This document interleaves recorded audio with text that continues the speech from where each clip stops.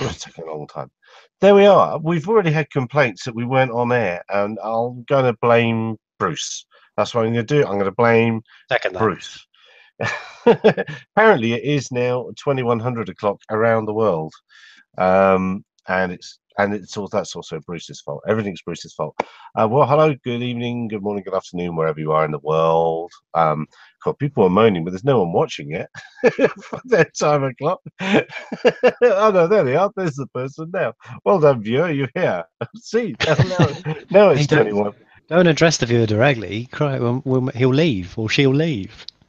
Yes, he or she may leave. Yes. So I got one complaint we went live. I've just had 10 that we are live. 10 complaints. yeah, yes. Now, come on. Where's the tardy ones? Where's Craig and Co? All right. Well, let's start. Let's start without them anyway, and we can lead into. Obviously, we're going to talk about the UK regs or proposed UK regs, but we can lead in very nicely with your video of this morning, Bruce, which was of an arrival at your airfield of an aircraft at a no-timed event, and your chat that you'd had with your council about pilots always doing the right thing. I suppose that does open up this topic quite nicely. Yeah, it's interesting how people who know very little about aviation hold pilots in such high regard because some of them are epaulets. I mean, you don't give those away for free. And it was interesting. I spoke to our council about a safety issue at the local airfield, and I was confidently reassured by the mayor that, she trusts in human nature and pilots are responsible people. And then 10 days later, I'm proven right. And a pilot, and not just a pilot, but a pilot with an instructor on board lands at a closed airfield with them when there's cars and boxes and caravans and drag racing lights and cables all over the place. And it kind of shows that, aviators are just like anybody else. There's good and bad. And that rules in themselves do not stop bad things from happening. I mean, he landed at an airfield that had been no tenders closed, had white crosses out, and was obviously not clear for landing because it had obstructions on it, but he still landed. So all those rules were basically broken. But so the rules themselves didn't stop a potentially life-endangering event from happening. And it's the same with our unmanned aircraft. But something that really interested, I sort of checked after this because I thought, okay. I went to the local safety, the incident report centre for this country where CAA logs all the incident reports. And I was amazed. We hear about the occasional, pilot sees drone, near miss. Well, there are scores and scores of near misses between manned aircraft every year in this country. But the media don't pick it up and cover it. There's helicopters missing top dressing aircraft. There's aircraft taxiing across runways while aircraft are taking off. All these reports are there for the public to see. And as I say, there's a quarterly report, and each one has about 20 or so near-miss incidents reported between manned aircraft. So you don't see the media hyping this up. You don't see a massive public outcry about the dangers. And we don't see the pilots' union saying, you've got to do something about situational awareness within the manned aviation community. No, they're all blaming drones for this perceived risk. But it's not a risk compared to the real risks, which are pilots and themselves and manned aviators crashing into other manned aviators. We had that event in the UK just a few weeks ago where there was a mid-air collision and people died, unfortunately. I know Gary knew one of them. And this just shows that manned aviation is way dangerous. Drones, forget about it. It's such a tiny risk that why are we going to these extraordinary lengths to try and make something out of nothing? And I know that in the UK, Gary will tell us all, there's new rules being proposed. And they seem to think that we're going to train drone pilots. We're going to make them sit a test and prove, well, all these full-size pilots have sat tests and it hasn't made a bit of difference, has it? Well, yeah, that's what the lead-in is very, very nice with that incident you mentioned. And I think if you haven't seen, it's on XJet, isn't it, Bruce? I think it's on your XJet channel. Go and have a look at the video if you haven't seen it. And I think what stuck out to me was just you could see the attitude of the guy. He had his sunglasses on. He was sauntering around. He wasn't sorry in the least. And I'm pretty convinced you wouldn't have made the video if he'd been very contrite and apologize. I mean, as you say, we're all human, we all make mistakes, but the act of landing on a runway with a car at the end of it and boxes on it, that was a little bit hard to forgive. He should have seen that. But I'm sure he'd been contrite. And let's just check Craig's audio. Can you hear us, Craig? Hello, over. No. Oh no, no, not again. No, I Not reckon again. I heard him. Did you hear him? Well, Yeah. he's in England. He's closer to you. He's I actually didn't just hear around him. the corner. Oh, I can't He's hear in him the other now. room. Well, see, the trouble is he's been on BBC Radio Scotland today with Kay Adams, and he's, he just probably doesn't want to talk. That's what it is. Can He's he all turn on talked up. subtitles or something? Does he have subtitles? Can you put them up down here? He Bit might easier. have to switch his phone on again. That's how we've done it before. I don't know if if you can switch your phone on, Craig, and do it that way, maybe. I think he's got a walkie-talkie there, actually. Well, he is in Wales. We do have to make Can't hear you. considerations. It's probably the sound's probably going to arrive about 2 weeks later. Yeah, no, can't hear you, mate. Technical challenges. Technical challenges indeed. All right, well let's move on without him for the second. Oh, Mike Smith. Out goes one and in comes the other. Mike, good day. How are you? Hey, good. Yourself? I'm very good. Now, something tells me looks to me, and because I'm good at this sort of thing, that you're on a boat somewhere on the west coast of Scotland. You are absolutely correct, Gary. We are on the good ship Hesper, is it? The good ship Hesper. And it is freezing. It is very, very cold. The Daily Mail was right. See if I can. But we have the modern conveniences of a television. Dinner is served. This is. I'll not hover too long on my sister there, but. It's good. All right. So Okay. I may just be listening more than I'm doing much tonight, but all right, man. nice to see you guys. And you, Craig. Let's just try your audio once more. No, there's no audio from him. All right. Let's move things on very nicely or very quickly. Let's move on. Richard Parker, Altitude Angel. You've got a vested interest in this. In these new proposed regulations, life must be good for you. You're the man with the app. You're gonna this time next year we could be millionaires. Well, I think we all have a vested interest in making sure that drone technology can be used by as many people as possible, right? And to do that, I think there are a couple of things that are in the way, and one of which is this issue, rightly or wrongly, of safety. The other issue is really how do we roll out a safety program to people that is encouraging and caters for commercial use and recreational use as much as it does for long-term use. And I think that was the exciting thing about the announcements from DFT and the CAA in the UK, was that it's starting to kind of turn the ship in favour of trying to do something about kind of putting the UK back in front in the centre for the rollout of drones and UTM ultimately. So, there were some points made earlier on, I won't name names, Bruce, but there's some points made earlier on about education. And I think, generally speaking, education is a better thing. What we don't want is a bunch of people who don't know anything at all about what's happening up in the skies. But you're absolutely right. A test doesn't make you a safer pilot. All it does is prove that you've been able to pass the test. But what we're trying to do, I think, more broadly, is educate people about the very basic rules that exist. And you're right, it's not a magic bullet, but actually safety isn't about trying to cater for every single risk or manage every single risk. It's about having a good handle on the risks and doing what you can about them. So I think in principle, myself personally, but also from Altitude Angel's perspective, we would support broadly the efforts of the UK government to educate the drone flying public.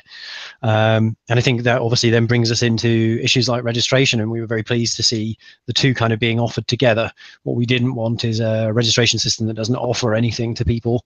Registration can and should be an opportunity to engage and offer training to people who don't know necessarily what they're doing.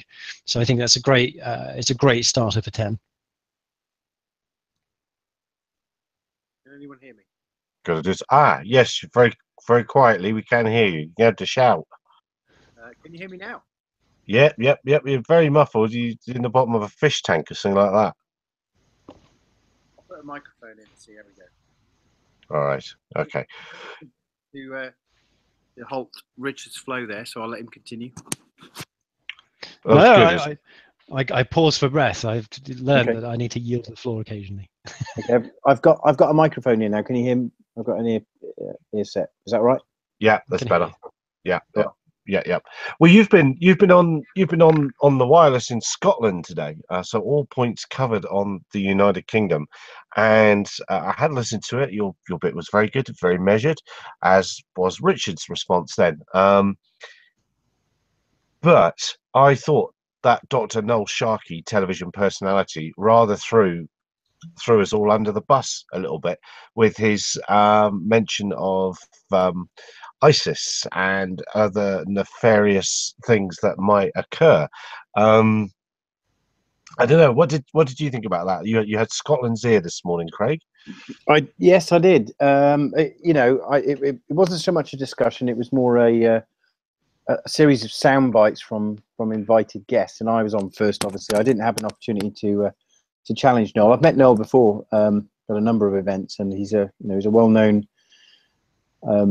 robotics expert. I think he's done a bit of work on the robot wars, I think, is where he started out. But his points, I mean, he made some quite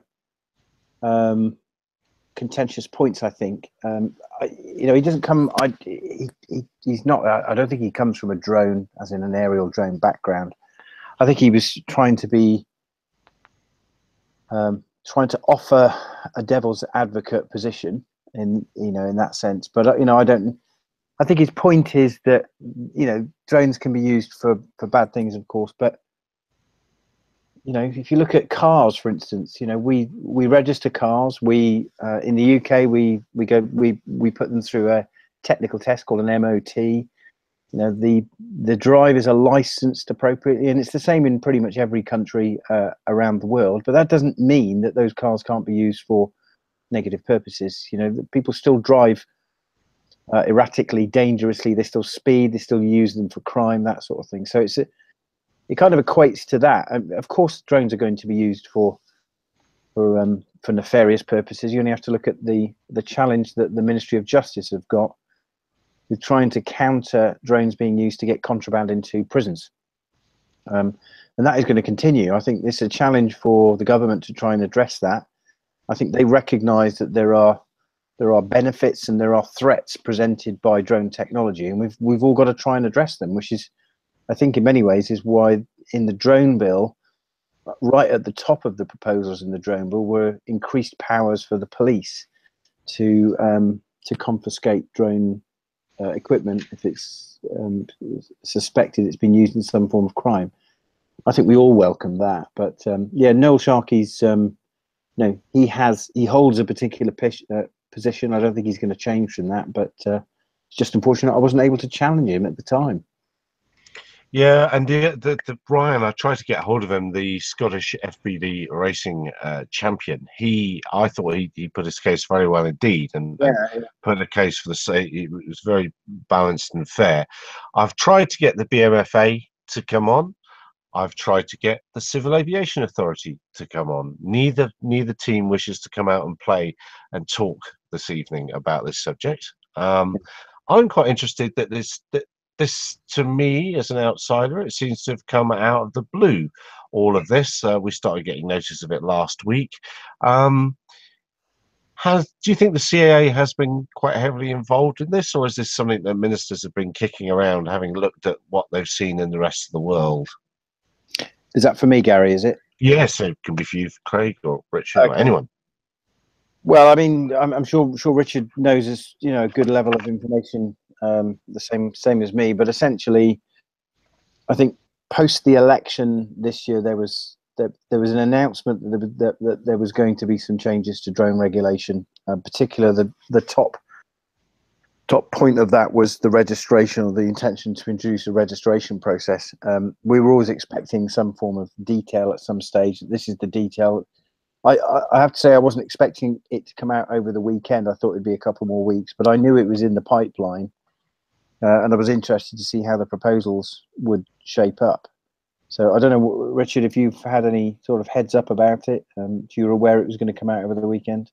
Yeah, I think we got briefed on the news, like a lot of outlets, like a lot of organisations did, and I think that gives us a fairly limited opportunity to kind of live with it a little bit before the news hits the mainstream media.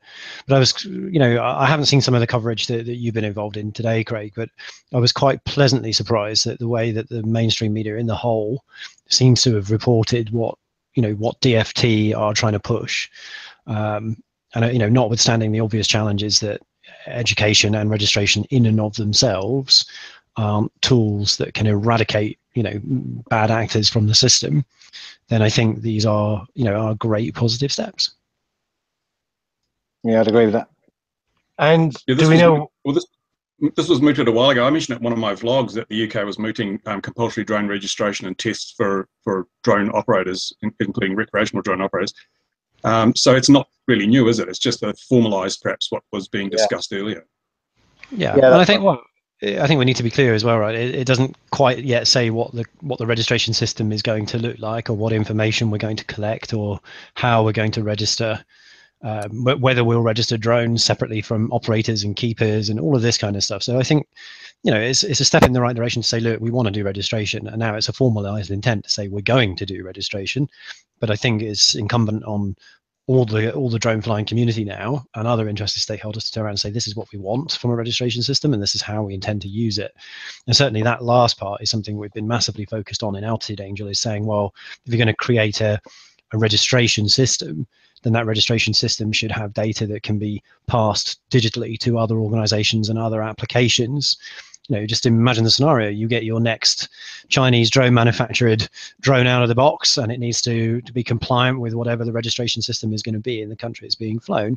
Stands to reason that we're not going to invent a UK specific drone and a drone that can only be flown in the UK. We need to have some open mechanism where trusted vendors can get access to that data. So I think lots of challenges still ahead, and as we kind of put a blog post out over the weekend where we said it's great, but we've got a lot of work ahead. And I think that's really where the call to action should be. It's in helping DFT now bring this to life in the way that the industry needs, in the way that we want. You'll have to excuse me. I'm just going to be rude to you. Open's great. I'm all for it. It's a great idea and all that. But aren't you shooting yourself? And you don't have to answer this if you don't want to, in your business, because you're competing against other entities that don't want it to be open. They all sort of want to sew it up and make everything pay to play and be the winners of the system, as it were. Are you not hobbling your own business by trying to have that open element to it? I think that's a good question.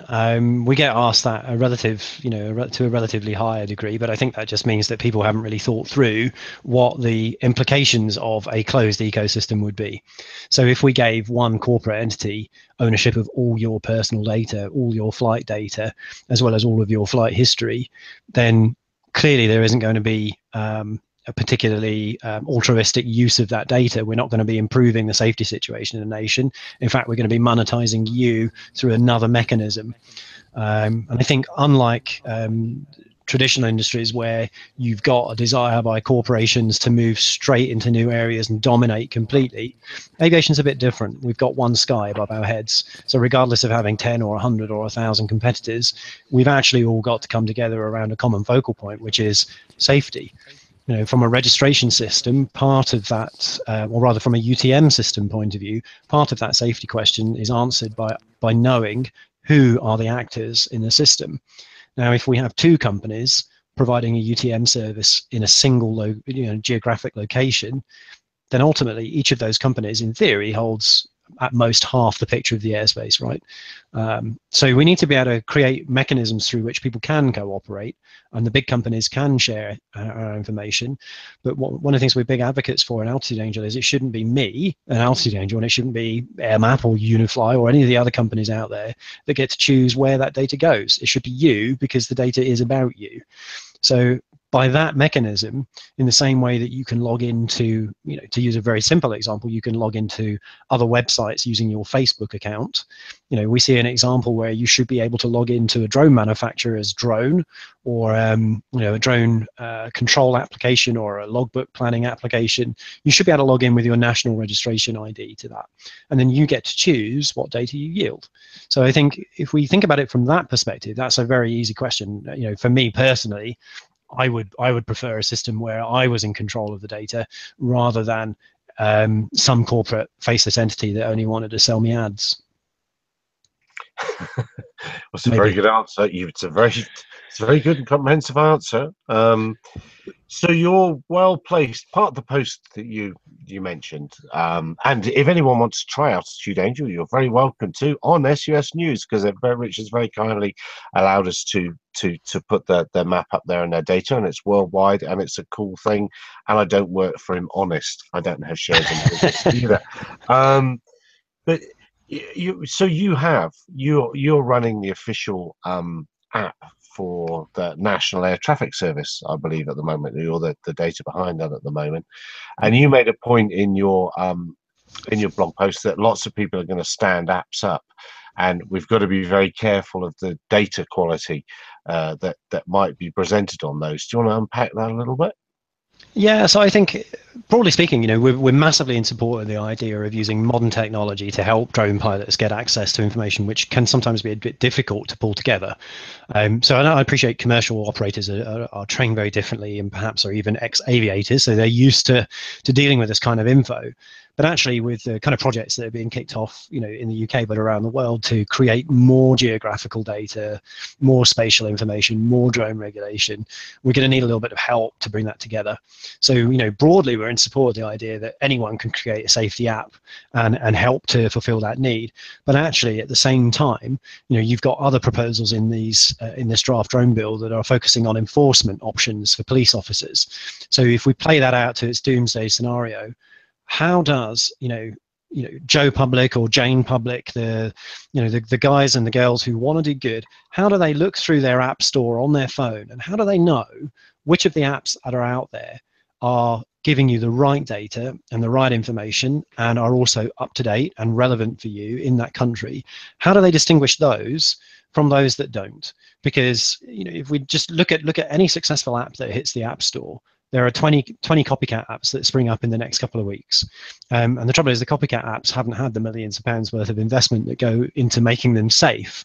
So I think what we're proposing to DFT and back to UK government really is two things. Number one, a nice, easy way for people to be able to see which apps have been which apps have met those standards, and number two, the definition of what is safe enough from an app perspective. And I think that's very much born from our own experience today. We operate right around the world today, and we get a lot of feedback about other people's apps, and quite often we get compared to those. Sometimes it's positive, sometimes it's negative, but broadly speaking, the general public aren't in a good position to understand what is accurate and what is not, and what is safe and what is not. And the fact is, in this new proposal, they'll be asked to rely on an app to do that. So do you just pick the app with the coolest logo, or the app that appears first in the list, the one with the coolest ratings today? Or do you go to some official source and look for some official mark? And I think that's all we're kind of saying here, particularly if we're going to couple this with new enforcement powers that mean if you rely on an app and it gives you bad information, well, who's culpable at that point? Because presumably, ignorance of the law is not a defense from being prosecuted under the law. So if you're relying on another app, how's that going to work out for you? So we're simply saying, let's put some nice square edges on this and say, right, actually, you've got to have sourced your data from official sources. You've got to make sure that you're updating it in line, at least maybe with the AIRAC cycle. It's got to feature NOTAMs, so on and so on. And that's not, for example, designed to be a specification. That's just an example of the types of things that we think should be considered as part of a minimum bar. And that way you encourage people to come out and better the previous safety app. But it's got to be done from a foundation where it's got to be safe enough. Well, that sort of spins back to where we started this, with Bruce's aircraft landing on a NOTAMs event in New Zealand. If RPAS operators are to to have the very latest aeronautical information at their fingertips every time they fly, then surely our manned cousins should do the same and be expected to operate to the same standards as regards airspace. I don't know. Anyone have thoughts on that? Yeah, that's true. The whole thing that I find interesting is that, you know, there is a liability, as Richard mentions. What happens if somebody uses an officially sanctioned app, gets bad information, because things happen, you know, computers don't always yield the right results, bugs and programs, failures in communication links, and someone gets injured or killed, who is actually going to be liable? Do you have to have like an indemnity insurance, Richard, to make sure that if someone acts on the information you've provided them and someone else gets injured or killed, you're not going to be held responsible because you were the provider of the information, you were the last link in that chain? Yeah, so from our perspective, for the data that we sell commercially, we absolutely have indemnity policies in place, and we're very strict actually in terms of how people can use that information and what they can use it for when they obtain it from us commercially. But I think, you know, from our perspective, we're very keen to lead with the limitations of that data in any discussions. You know, we do a lot to aggregate it, we do a lot to clean it, but it is still produced through existing aviation channels, and actually most of the time those channels disclaim its use anyway. So I think that we're in this really interesting situation where for the first time in this industry, in the aviation industry as a whole, we've got real technical challenges that are going to be potentially outpacing what is current best practice in the aviation world from a manned perspective. And you know, already, for example, we're mooting ideas for how we're going to track drones everywhere all of the time. Whether or not you think that's a good thing or not, we still can't do that with planes today. You know, we can still lose a jumbo jet in certain regions. So this shouldn't be possible, should it? I mean, how can we do it for something this big and say that it's the right thing when we can't do it for an entire plane? So I think there is this weird duplicit standards emerging, and we've got to do something to kind of harmonize these and bring them together. But inevitably that involves conversations with pilots, and at some pilots branch off into a community where they think that that's absolutely never going to happen. It's the worst thing possible, and being conspicuous in the airspace would be a complete disaster from their perspective. But ultimately, I think we can all look back on what's happening and unfolding in our skies today and say we can do better. We just have to figure out how we're going to do that. But you do raise some really interesting questions, because of course we're only thinking right now in this conversation about visual line of sight and everything we're geared up for in Altitude Angel, which kind of comes back to Gary's earlier question about business models. Everything we're geared up for is autonomous, automated flights of the future. Now in that scenario, there aren't any humans in the loop, and then you get into an interesting legal situation where what happens if an instruction that we issue a drone results in someone's death or a crash? There was no pilot, so are we responsible? Are my developers responsible, or is the company?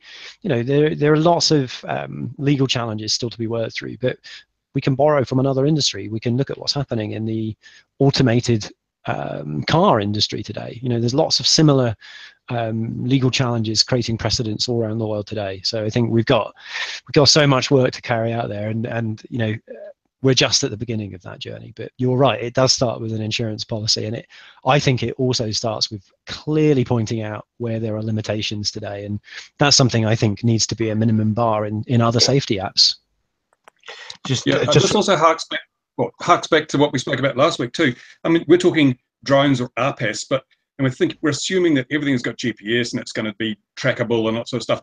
What about the half pound or the 1 kilogram foam radio controlled model plane? Where is the sense in including that and all this, you know, the Phantoms and the Inspires and everything?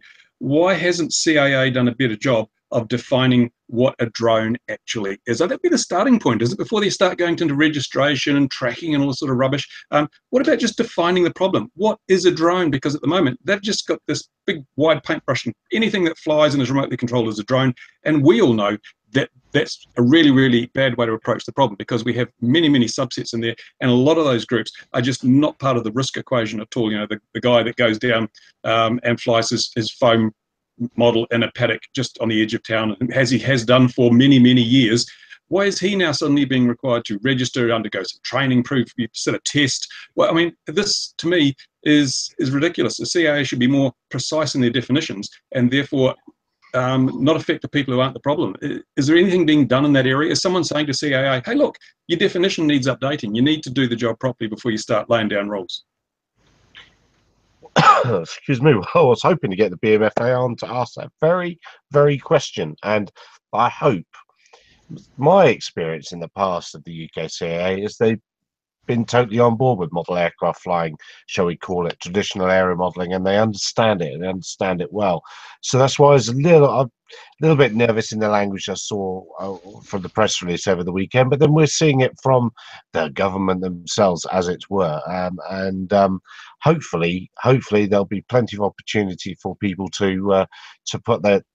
Put that point to the government and the CAA via the BMFA, perhaps, and you've got to think that this whole gig has been perfectly timed for just in time for Christmas, just to put a little flag on all the potential purchases. In your favourite newspaper, perhaps the Daily Mail, there, Bruce, we could see what they'd have to say about it. But I'm sure there were some very amusing headlines about it. Just to come in for the comments, Bush Pilot 2001 says to operate like the Reaper system would cost millions, and I think he's referring to tracking and things like that. I'm not so sure it would quite cost those millions anymore. I think we've got better ways of doing it now. I don't know if anyone excuse me else wants to pick up on that as we go. You're running out of energy by the sounds of it, Gary, but I'll jump in very quickly and say, you know, from a scalable system perspective, you know, registration systems don't have to cost the earth at all. To still meet a very high security bar, to meet a very high level of integrity. So I think one of the things that we actually advocate for in our blog post, for example, is that actually if we're going to offer a national registration system and it is going to encompass drones, whatever a drone is, we know it's over 250 grams now, but whatever that's going to be, we think that, you know, folks who aren't going to derive any commercial benefit from their use of a drone ought not really to be paying for a registration, or at least it should be offered at very low cost in comparison to them, so as not to unduly adversely affect them. So I think the mechanics of a registration system, such that they will become, don't need to be expensive to be secure, to be reliable. And I think that therefore kind of puts that argument to bed, really. I think from a commercial perspective, you know, myself at Altitude Angel included have offered our services to the DFT and abroad at other countries for next to nothing, for fractions of what it costs to build. And that's because I think what everyone is in agreement on is that some notion of identity is important if we ever want to get to an industry where anyone can fly a drone automated without being a drone pilot. We can't do that unless we have some very good foundations in place, and registration is absolutely one of them. I keep getting shot down royally by people because I keep saying getting yourself a remote pilot's license, as they call it here, or a PF, whatever it is in the UK, it's going to be one of the shortest aviation career qualifications that exist, because I'm with you, Richard. It's going autonomous. You're getting a qualification that you're going to get. I reckon there's 10 years in it. If you're fantastic, and I've said this before, if you're fantastic at taking aerial photos, that's not going anywhere. That's not going to be replaced. If you're a fantastic cinematographer and you've genuinely got those ninja skills for doing that sort of thing, you're still going to be needed. There's probably going to need a little bit of survey work, maybe, but no, 99% of it, it's going to go hit return. That's how it's going to go, and it's going to happen day in, day out, when the machine knows it's suitable to take off, and it's going to go off and do its own thing. It's shot down regularly for that, but I'm with you. I don't think there is the man in the loop. It's not there for much longer. I was going to say something ranty, but I can't remember what that particular rant was now. What's it said? Working with long distance, you have 250 miles. Insurance and avionics are expensive. Yes, no, for sure they are. Oh, I know. I was going to talk about the rush to older technology, which is ADS-B, which is something also I've ranted at people today. I love ADS-B with the aircraft spotter in me. I love FLARM for the aircraft spotter in me. But really, why are we going with 1990s technology, guys? And as Richard said, we are weirdly in a position to lead the manned aviation world and demand higher standards of them. I've remembered now what I was going to say. was at Shrivenham, and Craig's probably been to one of the Shrivenham RAF little UAS or RPAS meets that they have there. And getting on for 10 years ago, they showed detect, sense, and avoid, a visual-based one, and the very senior Air Force gentleman in the room said, "Oh my word, if we play this out, we are going to have to change the rules for manned aviation. They're going to have to get to equal or better this standard." That's what no, it was so good. It was seeing birds lifting from 2 miles away from a field. They had to dial the thing back. So yeah, and Bruce has said it as well. I'm going to stop ranting after this. Bruce has said when as an industry we start dictating some rules to the manned aviation world, then we've arrived. And I think we are kind of at that point this year and next year. Stops now. Can I'd just like to say a couple of things actually. Just to follow up on something that Richard said, which was, can you hear me? I don't know if you can hear me or not. Yep. Okay. Something that Richard said about registration. I welcome registration. I absolutely do, and I think there are some serious challenges for registration, because the remit for registration is going to fall squarely in the lap of the CAA, and they are an organisation that are struggling with the availability of their resources to be able to do day-to-day things. And so I think registration is going to be the real testing point, is going to be the management of that registration. Now, hopefully it'll be relatively low maintenance, shall we say. If it was going to be outsourced out to industry, I would level a few questions of impartiality. I'd want to make sure that registration process is completely impartial. Mm-hmm. And I'm not in any way suggesting, I'm not volunteering myself to do it on their behalf in any way, because I think that would be quite a task. I would just like it to be done, to be managed correctly. To come back to your point about it being at a lower cost for recreational users, I completely understand that ethos. I just think that there will be an attached cost to it, and it has to be paid for. And the CA apply fees which will need to be used to pay for that registration process. So we just have to bear that in mind. Yeah. So that's me. Really valid points, and I agree with you on both fronts. We've been on both sides of the fence in terms of being a manufacturer of a registration system and having sat down and saying, look, you can be a manufacturer of these things, but that's different to being the operator of the registry. And equally, we've then got to think about, digitally, where do we store the data? Do we store it in a big data center out in California, or do we put it in a data center in the UK, or do we store it on site at Aviation House in Gatwick, for example? These are questions that have yet to be answered, but we first have to decide what we want from a registration system to then decide who's going to operate it, who's going to pay for it, what kind of service availability do we want, what kind of registration experience do we want, how open do we want it to be. Those are all still questions that need to be defined. But what can't ever come into it, and we're absolute big supporters of this, is that registration data, your data, my data, Gary's data, everyone else's data, can't belong to one company.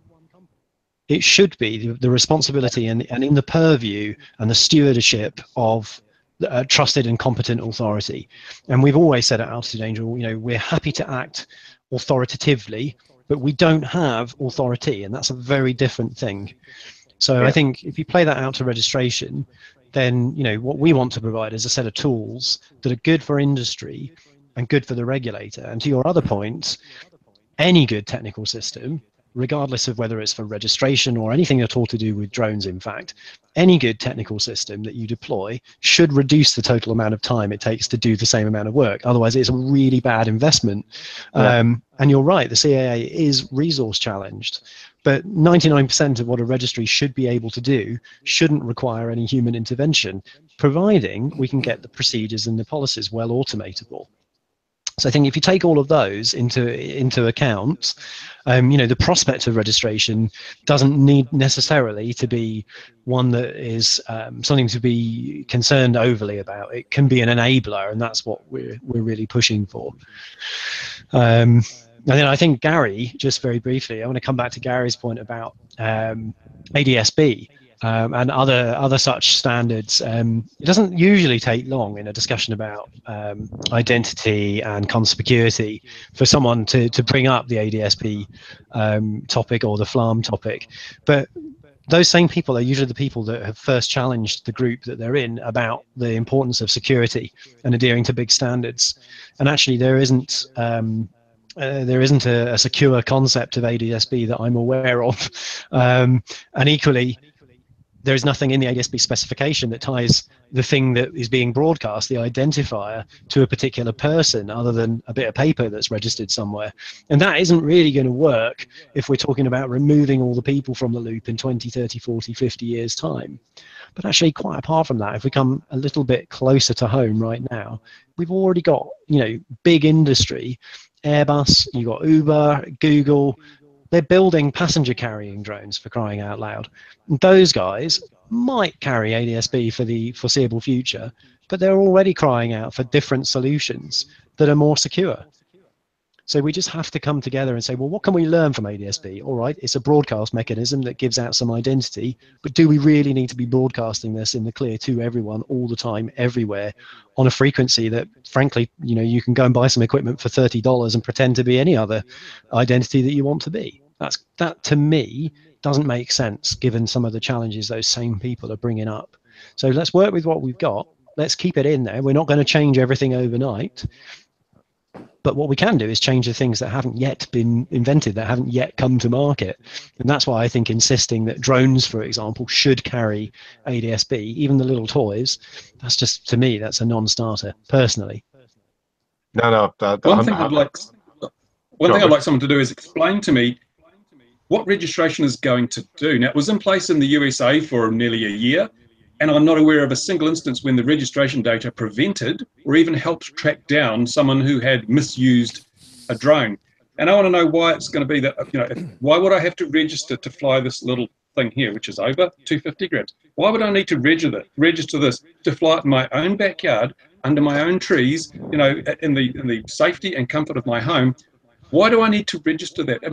What is the point? Okay, there's the education aspect. When someone registers, you make sure that they are properly informed as to the rules and so forth. But you can do that without registration as well. You can have a simple licensing system where you're not necessarily registered, but you just have a little thing and it says you have passed the exam. That's it. The data doesn't have to be stored for a long period of time. And as I say, I don't see the point in burdening, especially certainly recreational flyers, with this extra cost, the overhead and the need to prove all sorts of things when they're flying damn toys in their own backyard. This is a case, as far as I can see it, of bureaucratic overreach. And the problem they're going to have is one of compliance, because I tell you now, if they bring in registration in this country, I'm not registering. I won't do it, because I'm safety conscious, but I see no safety benefit in me registering to fly my toys in my backyard. And there are a lot of people with a similar mindset. And in the USA, I know there are 800,000 people registered their drones, but there are an awful lot of people who didn't and just carried on flying. So then you have a massive enforcement problem. And if your registration database isn't complete, then it's not really of much use. And like, for example, if the problem of dropping drugs into prisons. Now, nobody is going to go and buy a drone, register themselves and then use it to commit a crime. They're going to go out and steal something. So the registration database provides no benefits in that regard. I think it's a feel-good measure purely from the recreational perspective. It's a feel-good measure that the bureaucrats and politicians can go, look, we're doing something. But is it really going to address and solve any problems? I don't know. You tell me. You guys are closer to the situation in the UK. I'll take this one, Gary. I don't necessarily agree with you in all of your points there, Bruce. I understand from your perspective why you've got concerns about whether the registration process might work, but the fact of the matter is that we've got to do something. We have to evolve regulation, and that it isn't going to be a silver bullet. I think we all acknowledge that it isn't going to be the answer to everything. But what hopefully it's going to be is part of an overall safety strategy. it is going to be. I don't think it's an overreach by the government. I think it's a reasonable and proportionate measure in order to try and increase safety and to address some of the risks and concerns of the public and the government about irresponsible drone use in the UK. And there are going to be people that are not going to agree with it. I absolutely understand that. And there are going to be people who are going to be impacted by it who might not necessarily want to be impacted by it. But perhaps I have a vested interest in saying this because I come from the commercial drone sector, but I believe that it's the right measure to take. And I think the government are trying to strike the right balance here in terms of achieving an improvement, an evolution on the levels of safety that we seek without really going overboard and just completely banning it. And so that balance is really difficult to strike. I mean, I don't know what the situation is in New Zealand. I haven't really had a look at the regulations recently, but is there any talk about a registration process there? Is there a likelihood of that coming into play? Well, our regulators said basically they don't think registration is a practical, pragmatic measure. And again, you said we've got to be seen to be doing something, but no, I would say you have to be seen to be doing something effective. And you still haven't explained to me how registration improves safety. Can I jump in there, because I think I can add a little perspective, but feel free to tear it apart. I think your original statement kind of compacted together a lot of different aspects. So if I can unpack it a little bit, the usefulness of a registration system is entirely a factor of what the registration system was designed to do. And I think comparing what the DFT is hoping to create here in the UK, based on what we've seen so far, but based on other conversations in groups that we've been involved in, to what happened in the USA, wouldn't be a fair comparison to make. Because I think one of the things that, certainly in the discussions that we're involved in, that we're hoping to try and influence, is that a registration system should give people more than it takes. And by that, what I mean is, if we're insisting equally that a registration system, that a nation must start referencing safety apps, then it should at least be a point to distribute the safety apps. It should at least be a point to go where you can go to figure out where it is safe to fly your drone. So a registration system could, doesn't need to be a paper form that we just file somewhere, an electronic version of that. It can be a useful utility. And I think that was, firstly, the biggest and most stark difference between what DFT are proposing and what happened in the US. And I think secondarily, there's an aspect of openness that is proposed in the DFT draft drone bill that does allow that integration. So I think that will go directly to the first point you made there, which was around the usefulness of a registration system. I think where I kind of time out a little bit is on the applicability of the rules that go with a registration system. I'm not a lawmaker and I'm not a regulator, and there are far smarter people and people who are designed to figure out what the policy about a particular technology should be than I. But what I can talk about with a little bit of certainty is compliance. The first thing you did there, I think deliberately, probably to provoke a conversation, would be to tap out of the registration system, say, well, if we bring in a registration in this country, I'm not going to do it. And you know what? When we did that in the UK years ago with the registration of vehicles, ground vehicles, people did that. But it became very clear very soon that as soon as you got caught, you were going to prison. Now, initially, there will be a grace period for these things, but compliance is there. Compliance can easily be enforced by simply allowing an officer of the law to be able to check whether or not a drone that is being flown is currently being flown legally. And that's what I think DFT are trying to maneuver towards with the use of safety apps, because safety apps shouldn't just be about giving you information. They should be about collecting that information from you. So, for example, to fly in an area at a given time, you say, I'm flying here, by pressing a button on your app. And that way, an officer's got a very simple mechanism to be able to look at his or her version of the app and say, did Bruce file a flight report? Yes, no. Oh, no. Okay, well, he's flying in contravention of the law here, and I can now enforce my new enforcement powers that allow me to ask him to stop flying, please. So whether or not that, that rule should apply to you because you're flying your 251-gram drone, 5 meters off your backyard, that's not a discussion I'm going to get drawn into. But I can say, from a technology perspective, we can we can do more with a registration system than we've seen being done with a registration. We need to do more with a registration than we've seen, registration system that we've seen being done if we ever want to get to a position of UTM. And we can make a registration system useful to the people that are being registered. And we can also solve the enforcement aspect. What we can never solve, though, and no system anywhere can solve, is 100% compliance. There will always be bad actors in any system. And that's drones and that's aircraft alike. So I'm not sure we can kind of conflate all of those individual topics together into one, but I can certainly say, you know, from our perspective, what we're looking and what we're hearing about from DFT is a different application of a registration system than we're seeing or have seen rather in the US. Time will tell whether that's a good thing and what the draft drone bill actually contains when it does come out.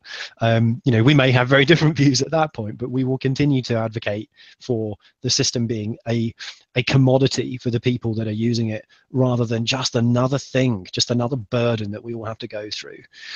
I think the last thing I'll do before I take breath is just say, I think the thing we're all scared of with registration, necessarily, you know, not necessarily the big brother aspect.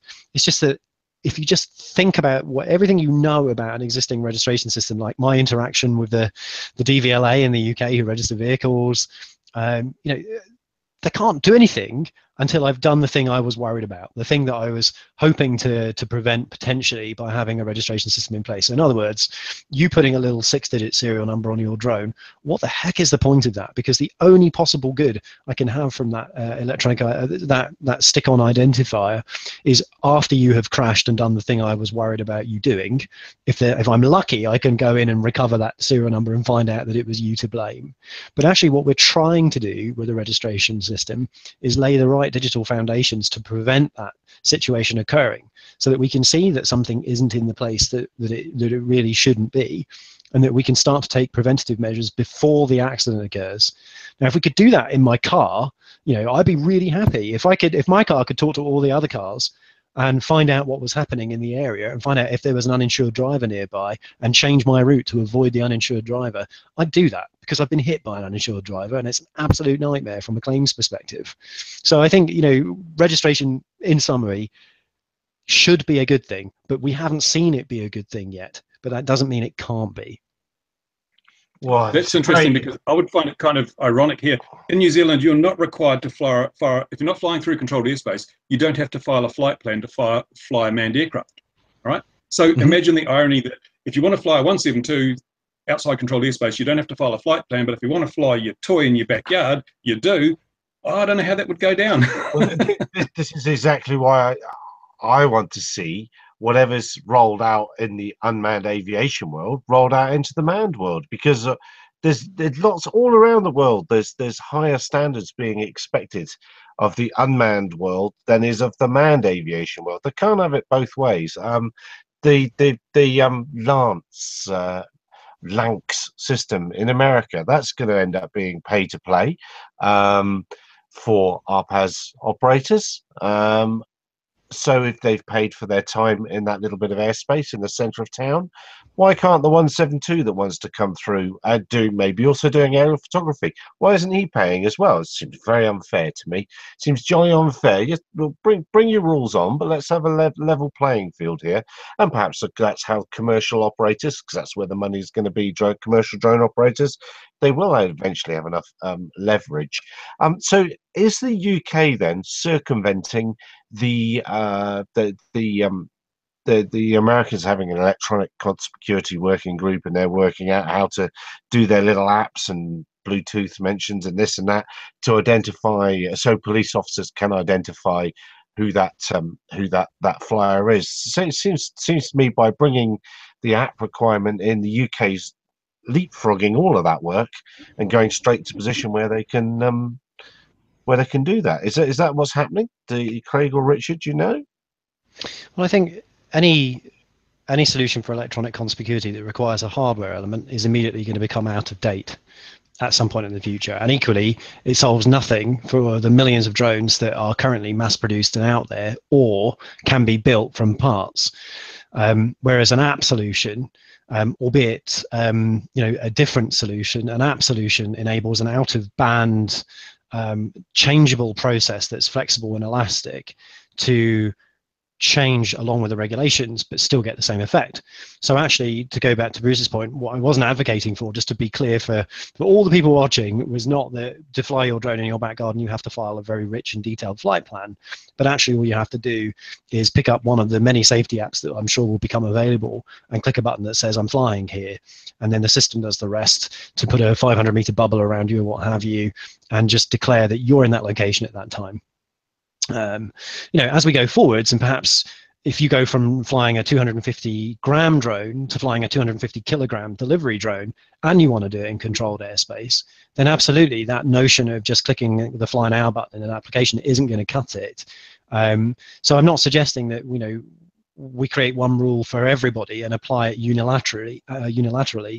In fact, one of the things we advocate for is the absolute opposite. We absolutely don't think that the government should be asking or tracking all drones in the air everywhere at all the time. And the simple reasons for that are, one, I mean, why do we care? Why do we care what you are doing 1 meter above the ground in your garden in the middle of a big field somewhere? But number two, we only care about air traffic in certain locations in the world anyway at the moment. So that naturally gives us a really good place to kind of logically organize our rollout plans for a electronic conspicuity-based system. And part of that conspicuity has to include a plan for people who aren't playing ball, a plan for people who aren't putting that, that transmission hardware or whatever it's going to be on their drone. So that means detection, and that's a whole different kettle of fish. What am I doing? I'm very busy looking up Aberporth, because in the comments it's been mentioned that that there's a drone port in the States. Well, I'm going to say there's been one in England at Wales, which is close. Or by the sheep. There's been a fantastic one for many years in West Wales, and it's a great. How much airspace is segregated now for UAS use up the west coast of the UK? It's a lot, isn't it, Craig? Like hundreds of square miles. It is, but most of it's over the Seaside. Bay, so it's over the sea. So it's the only segregated airspace dedicated for unmanned aircraft in the UK at the moment. And how much it's been used, I don't know. I know that the MOD still use it for Watchkeeper trials, and I think it's the only place that Watchkeeper is now flown, and Watchkeeper is the latest Army UAS system. I don't know how much commercial stuff is going on there. I may or may not have alerts for when Watchkeeper flies there via text, via ADSB. But anyway, that's another thing altogether. Okay. Yeah, it's amazing what you can track. Yeah. But I think it's telling that there's still, as far as I'm aware, there are one or two commercial projects going on there, but not many. So when it comes to, I mean, Richard mentioned earlier on about beyond visual line of sight activity, and I'm currently involved in a bit of beyond visual line of sight work, but the fact of the matter is it's still not, it's the future. It's just over the horizon, and I don't mean that as a pun, but beyond visual line of sight is the future of our industry, and there still isn't much going on. Certainly in the UK, there are very few initiatives, some of which are supported by the government, some of which aren't. Obviously, the military is a different matter, but in the commercial sector, beyond visual line of sight activity is very limited, and I think it's something that we do need to focus on, and that clearly comes into play with technologies such as ADSB, and in fact, Altitude Angel is a technology that can contribute to the beyond visual line of sight development. So.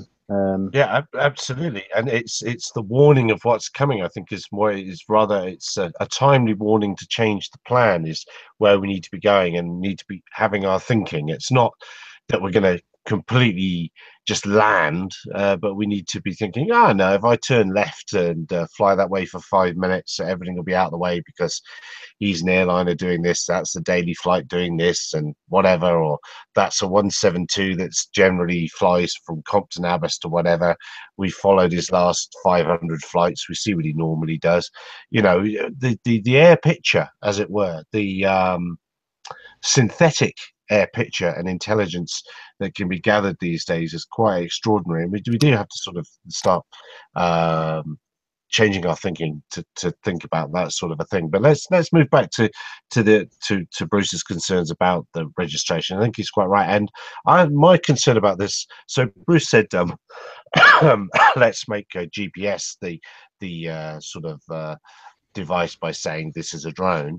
It strikes me this is saying let's make a smartphone the device by which this is a drone or an RPAS system, because you're going to have one to comply.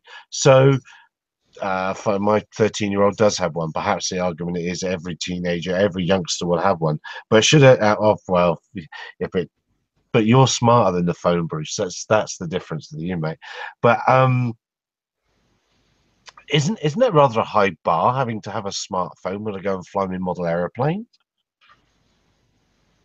Absolutely. I mean, in my case, a smartphone would be worth more than the model itself. And I don't see why, having flown for 50 years, over 50 years, safely without injuring people, without bringing down airliners, why am I suddenly required to invest extra money in a device that I don't need to simply continue participating in a hobby which has over many, many decades been proven completely safe, solely because some people with store-bought GPS-equipped drones are making nuisances of themselves. You're punishing the wrong people. You're addressing the wrong problem. You need to be more refined in your categorization of where the problem lies. So that will produce resentment, I think. Certainly, I'd be resentful if the local regulator come along and said, we're going to treat you like these numpties with their phantoms, and you're going to have to pay the price for their stupidity. No, sorry, I'm not having any of that. What would you suggest then, Bruce? What was that? What would you suggest as a measure as an alternative to registration? Well, register people who have got drones, but define drone properly. I don't need to register to fly my foam plane. I don't need to register to fly this thing which never goes more than 100 meters away and very rarely goes above 3 meters in altitude. It doesn't have GPS. It has no autonomous flight capabilities, and therefore it's not the problem.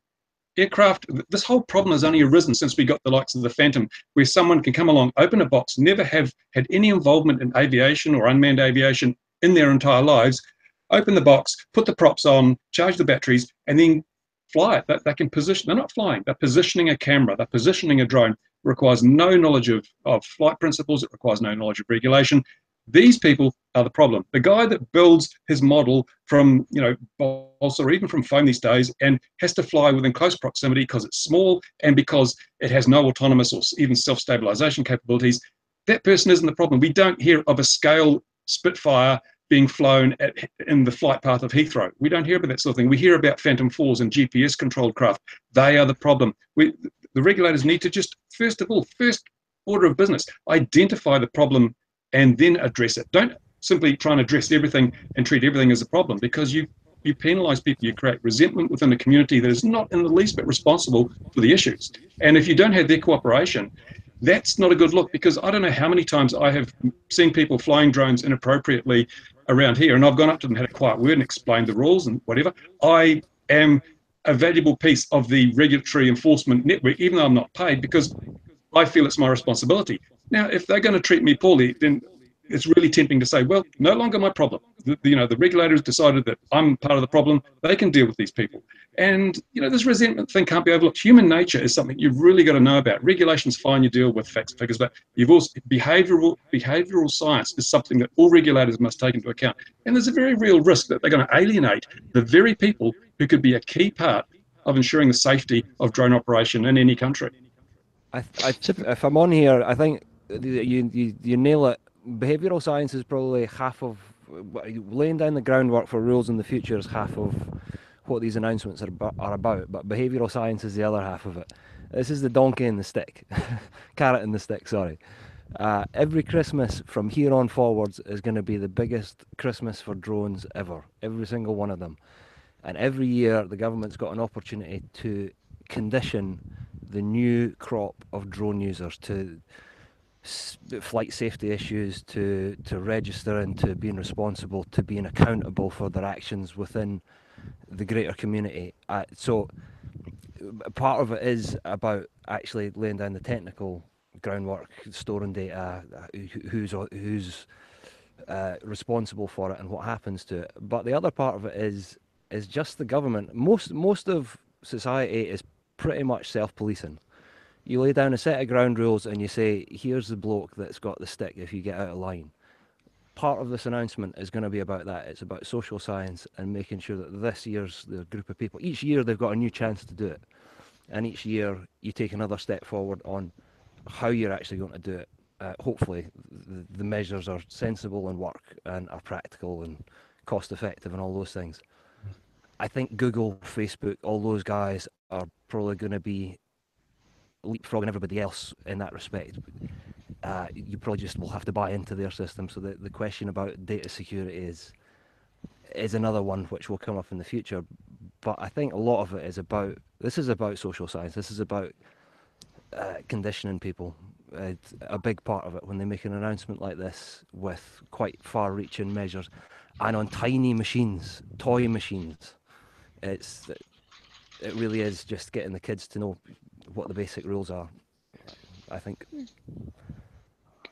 Can I come back also to Bruce's point about well, I guess about the persecution of the non-UAV community, and I think I kind of understand where you're coming from, but equally I'm having a hard time reconciling something in my head. I mean, I've got an Alapa foam fixed-wing aircraft in my office at work, and it was one of the first drones that wasn't a drones that I ever built. I mean, it's just a miracle that no one's caused a problem with that yet, but I could fly that in Heathrow, right? There's nothing in that machine, nothing in any current policy that prevents me from doing that, other than if I want to do some damage, I can. So from my perspective, this isn't about saying, model aircraft users, you are now the problem. This is simply recognizing that the way that we use the airspace today, but also the way that we want to use the airspace is going to change, and is changing. Well, and actually, sorry, Richard, you go first. I'm just going to say that the folks who are out there flying, the Spitfire recreational models, that's fine. No one wants to change that. But those aren't the guys who are going to strap a replacement liver to their Spitfire and deliver it to the neighboring hospital. Those guys need different levels of access and different levels of regulation. So just because we've always managed the airspace in a particular way, I think what's happening today in society means, it doesn't mean rather that we should continue to manage it in that way. So I come back to all the points we made about these have to add something rather than take it away. But we have now got a new classification of airspace users, and they want to be accommodated just like everyone else. Well, let's add by making them have to have a BMFA membership, because the way risk was mitigated in the past was because when you built your thing out of sticks and tissue and it took hundreds of hours, you really didn't want to crash it, so you went to the old duffers at the flying field and they trained you, if you will, very often. Perhaps you didn't the first time. You took it to your local playing field, you crashed it. The next one that you spent hundreds of hours building, you went and found somebody that knew what they were doing and they helped you along. And then that's where the training element happened. That's where the knowledge was acquired. And that's what's missing with the big box buy of the white plastic flying machine that you can then just go off and fly anywhere you like. And there are radio control model flying clubs right next to Heathrow, and there have been since before Heathrow was built, and in the centre of London they're under the stuff. So I suppose horribly government and big business will be saying, well, at the end of the day, there's hardly any of those aero modelers out there anyway, are they? They don't really matter. They're not as big a market as this. Let's just chuck them under the bus. I do worry. I worry about innovation. But if we need to move the airspace forward, then we need to be part of it. We need to move things forward. So if all right, here's a suggestion. If the youngster was operating at a model flying club, would that model flying club just say the model flying club is active today in our standard field? Boom, that's it. And that would be the one notification. So that to have a smartphone. How would that sort of thing work? Well, that could absolutely be an option, right? And we're approached probably daily, actually, from people all around the world who have a club or a specific exemption to operate in a specific area, and they ask us to add it to our map. And we wrestle with the pros and the cons of doing that, because of virtually what we're saying about doing that. Are we advertising this club? Are we giving people the impression that they can fly there? Whether the rights or the wrongs of it are, again, I come back to, if you want me to draw a specific shape on a map, we're happy to do that, but someone needs to tell us that that's the right thing to do. And so we want to provoke and have that discussion for the benefit of all. But I come back to that fundamental point. The way that we use the airspace today is currently undergoing probably its most significant transformation since it went through at the advent of its creation. We've gone through not having to have money and training and vast amounts of education to be able to get into the airspace. You can just go to Maplin and spend 40 quid and suddenly put something in the airspace that could do some damage. How much damage is anyone's guess, or is up for discussion. But the point is, I'm more interested about the people that do want to transit that airspace autonomously in the future, because those people are going to they're going to need better safety and awareness tools than currently exist today. So I would challenge anyone that is thinking about registration as a bad thing, or as a punishment, or as anything other than what it is intended to be here, and what I believe it's intended to be in DFT, to actually step outside of that kind of mindset of looking at what it does right now and what it does to me right now, but looking at what the industry needs going forwards to enable those life-changing scenarios. We were chatting to or approached by a company very recently who were thinking about doing something at first glance you think is pretty crazy. It's putting defibrillators on board drones, and you kind of run through the technical aspects of that, and you think, actually, drones, high-power electrical systems, kind of makes a lot of sense. But what they're actually concerned about is it takes a long time to get an ambulance with life-saving equipment through busy rush hour traffic to a person. Now, I'm at risk of heart attack the same way as everyone else is, and if the London Ambulance Service could get a drone to me anywhere in the UK or anywhere within London within 2 minutes, when I'm actually at risk of dying within the first 3 and not being revived within that time and suffering brain death, I want that personally. I think that's a tremendous addition, and all we've got to do is figure out, how do we make that happen? What are the right steps to make that happen? So go back to that point about appropriateness. It may never be appropriate in that scenario, if that's the scenario we all care about, to register Bruce flying a meter above the ground in his backyard, or even 100 meters above the ground in his backyard. But if he wants to fly in central London, that could be a completely different system of regulation that needs to apply, and that's the discussion we think is an appropriate one to have. So we've we've ganged up at you at the end here, isn't it? I'm sorry, Richard. Didn't mean that. No, it's good discussion. It's good discussion. I think I agree with you. Look in all directions. I agree with Richard right? there that, yeah, it's appropriate in some instances. But for example, one thing that is probably overlooked is that all the BMFA members in the UK are effectively registered. They belong to the BMFA. They have their address, their name, all those details are already kept. They have a database, they manage that database, and it's the same all around the world. Most countries have a national model flying body. There's one here in New Zealand.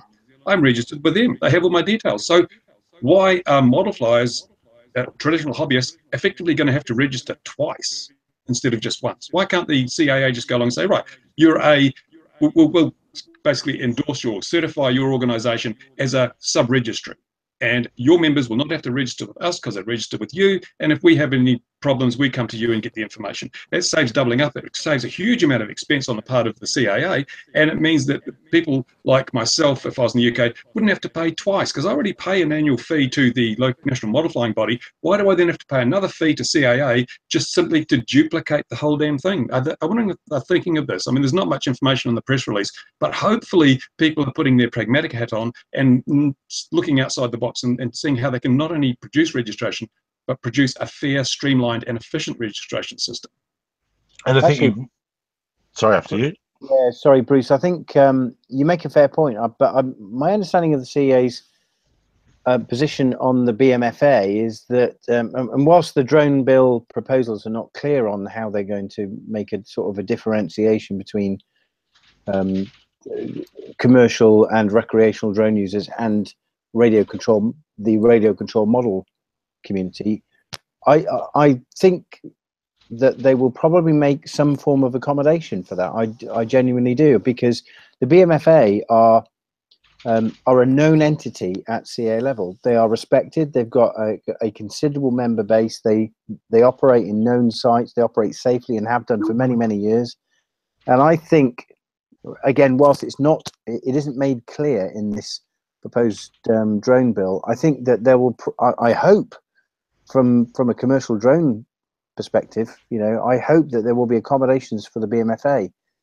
I think it's sensible to do that rather than just sort of like throw the baby out with the bathwater and then force them to have to re-register their aircraft in two different ways. I hope that the CA and the DFT will acknowledge the BMFA's position and not force them to have to do that again. And Yeah, I think you're probably right, and I do want to bring the bringing the manned aviation thing back into it again with everyone singing from the same song sheet. I'm encouraged that in the near miss reports in the UK, AirProx reports, that there have been several where RPA operators have reported manned aircraft busting whatever activity that RPA operator was quite legally doing, and that's cool because it's got to work both ways. So again, if this thing's needed, if tracking's needed for the drones, then let's have it on the aircraft. Let's have the same standard, so that when they fly through the whatever it is they fly through, they can also be collared. Look at the time; it's gone past 1:15 already. Do we still have? Is everyone still okay? We still, because I wanted to talk about the other thing that was the I forgot the name of it now. The pick 4 cities, pick a city, any city, and come up with an idea. Because we've had the stick part of it, which is the app and registration and all that. The carrot. Is that the stick, Gary? Sorry, I'm just going to jump in there. I can't let you get away with that one in closing. Are apps the stick or are they the carrot? No, the police being allowed to charge you, that's the stick. Well, yes, but I don't think it's all part of the. You've got to defend the app. You're the app man. The app's good. I'm the data man. I mean, I make an app, but everyone can have the app, and we're opening it up, right? Let's make everyone's lives easier. I think it's partly the stick. I do think it's partly the stick. Is it the leash, Gary? Maybe. Well, is the highway code stick as well? I mean, that's a good one, right? We have the highway code in the UK, and it's designed as a reference tool. But is that a stick, or is that designed to keep you safe? Well, I've said it before. I used to work for a bloke, and every mistake we made, he wrote in a book in the operations manual, and any poor employee that came in, and I made many, it may surprise you to know that I made many mistakes, and all the poor devils that came after me and the others, if they made any of the mistakes that were in the book, it was deep doo-doo for them, and I thought it was always pretty unfair. No, it's I'm not so sure it's a good idea. Such a good idea, but I'm able to be wrong. So to my mind, what the carrot was this idea that we're going to have cities of innovation, drone innovation, where these ambulance flights are going to occur and things like that. How's that going to roll out? Was that enough cream in the coffee for everybody after the announce? There's a void, so I'll fill it. Nature abhors a vacuum. I think I really like that phrase you use. Is there enough cream in everyone's coffee? I think no. I like my coffee a little bit sweeter than that. I definitely needed a bit more information, but I think it's a good signal, right? And I think you're talking about the Tech City announcements that were also made as well, right? The Tech City stuff is a great idea, and I think if you look at everything that's happening politically in the UK over the next 18 months to 2 years, we need to be doing everything that we can to be attracting, innovation and trying to create the big billion-dollar tech companies that the rest of the world has or America has. So I think we have that opportunity here in the UK, and this is a great, it's a great stick in the stand for government to say, look, we're trying to do something here, but quite what it is yet we haven't defined. What we need to make sure though is that cash is used by the small businesses, small entities, or the backyard startups that are really having game-changing ideas, but can't get there right now because you've got massive defense primes or huge, big multinational conglomerates standing in the way.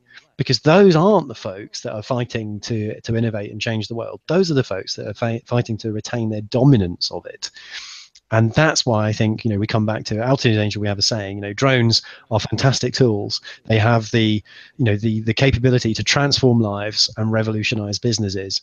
But there's nothing really transformational right now about a flying camera, right? But there is potentially about the the AED on a drone, or the organ delivery, or the vaccine delivery, or those kind of things are also things we don't want to lose sight of as being potential use cases. So it's not just about the parcel deliveries or the recreational flights that take place. It's this whole new classification of use, and that democratization of our airspace can only happen if everyone is kind of elevated to upper level. And I think that includes, I think it's right that it includes everyone that's flying, but there are some operational challenges there.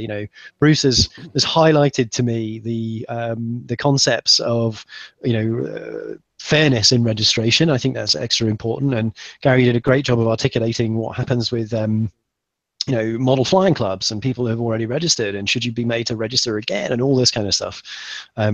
But if there was one national system that everyone was registered in, that kind of usurps that all along anyway, doesn't it? And remember, when you pay your BMFA fee, you're not paying to enter the airspace, so to speak. You're paying a membership to join that club and get an insurance policy. That's a Freudian slip. That's a Freudian slip.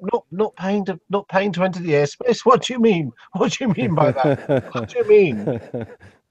You can't say that. And I'm trying to. By the way, I'm looking over here every so often because there's like a flurry of activity happening in the chat, and I think there's loads of points in here, and there's people correcting me on how AEDs work and things like that. Cool. I'm not an AED expert, but I'm fascinated by the use of drones. I think as we probably all are, as we wouldn't all be here in our free time talking about it. But insurance was another aspect, and we saw that mentioned, albeit briefly, over the weekend. But insurance is no longer expensive. I don't know if everyone got the memo, but you can now have annual insurance. Oh, hang on, that's not new. But you can now have per day insurance for a few quid. Now that really changes things, and I think that really potentially changes the equation for insurance in model flying clubs as well. If you only fly infrequently at those clubs, although that insurance is very, very cheap now, it's not as cheap as paying the one time that you've actually flown in that year. So I think there's some really interesting opportunities up for grabs for anyone that's interested in taking them, really.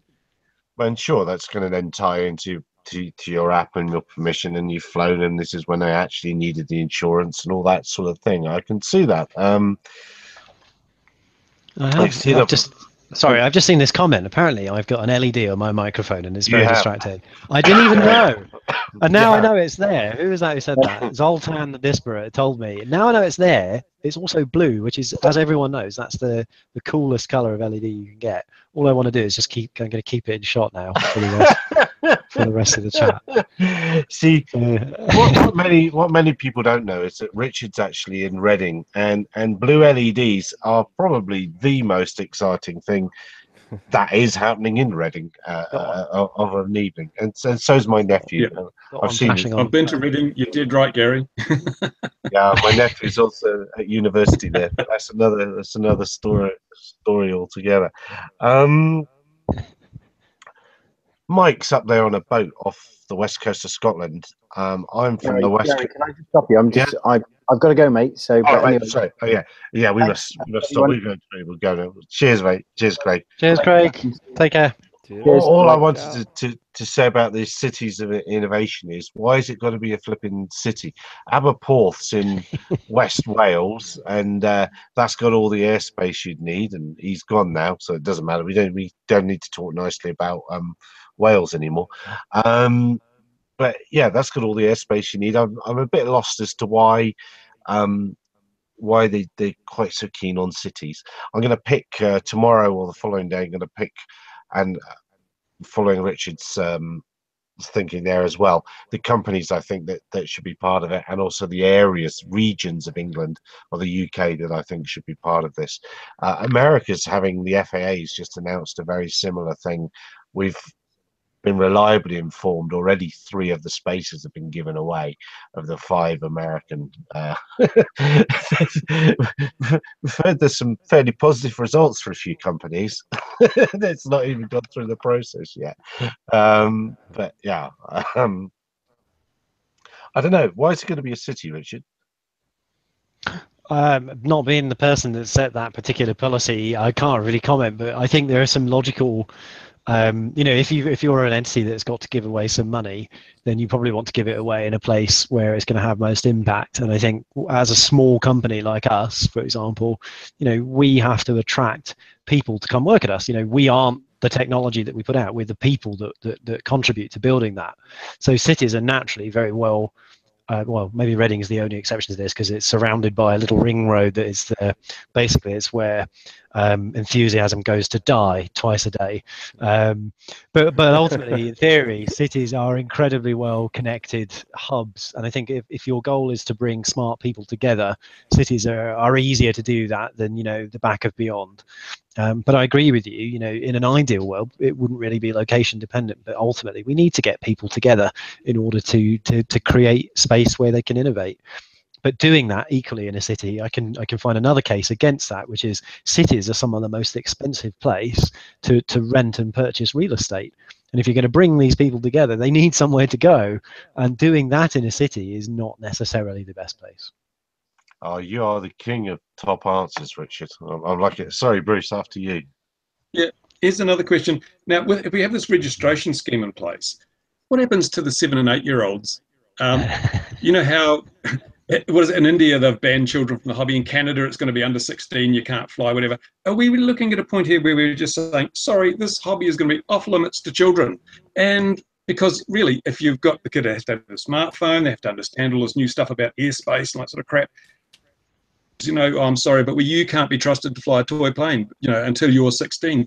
There are so many hooks in all this registration thing and all this new regulation.